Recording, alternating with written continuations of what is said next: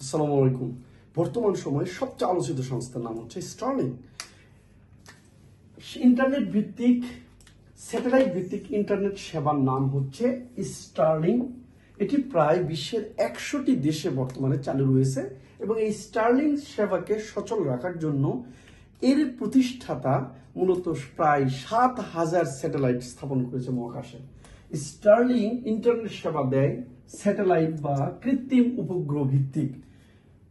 BIDA স্টারলিংকে ব্যবসা করার জন্য অনুমোদন দেয় 29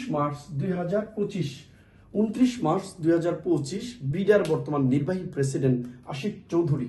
স্টারলিং পরীক্ষামূলকভাবে ঢাকার হোটেল ইন্টারকন্টিনেন্টালে চালু হয় 9 এপ্রিল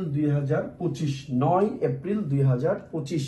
স্টারলিং সেবা বিশ্বে প্রথম চালু হয় মার্কিন যুক্তরাষ্ট্রে নভেম্বর 2020। কিন্তু মনে রাখতে হবে, স্টারলিং প্রথম পরীক্ষামূলকভাবে 2015 সালে চালু হলেও এটা আনুষ্ঠানিকভাবে স্টারলিং 2019 সালে চালু হয় এবং 2020 সালে যুক্তরাষ্ট্র প্রথম সেবা দেয়।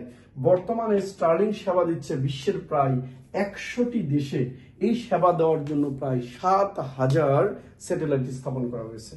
স্টারলিং দক্ষিণ এশিয়ায় প্রথম চালু হয় মালদ্বীপে মূলত 2023 সালে এবং দক্ষিণ এশিয়ায় 2025 সালে যে দেশটি স্টারলিং সম্প্রতি চালু হয়েছে সেই দেশটির নাম হচ্ছে ভুটান এবং বাংলাদেশে চালু হয়েছে পরীক্ষামূলকভাবে 9 এপ্রিল 2025।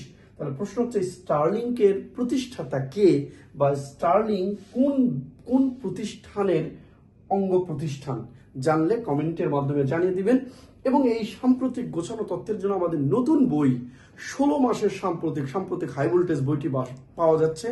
দেখার অনুরোধ রইল। সারা দেশের সকল লাইব্রেরিতে পাবেন, অনলাইন রকমারি.com সহ যে কোনো অনলাইন প্রতিষ্ঠানে পাওয়া যাচ্ছে। এছাড়াও আপনি যদি শেষ সময় শর্টকাটে প্রিপারেশন নিতে চান, মিহির জিকে পূর্ণাঙ্গ বইতে পূর্ণাঙ্গ সাজেশন 2025 এপ্রিলের এডিশন থেকে আপনি সহযোগিতা নিতে পারেন। প্র্যাকটিসের জন্য আমাদের মিহির সিরিজের জিকে ট্যালেন্ট হান্ট মডেল টেস্টের সমাধান করতে পারেন। 56টি মডেল টেস্ট মাত্র 50 টাকা আপনার দেওয়ার সুযোগ রয়েছে। Thank you so much.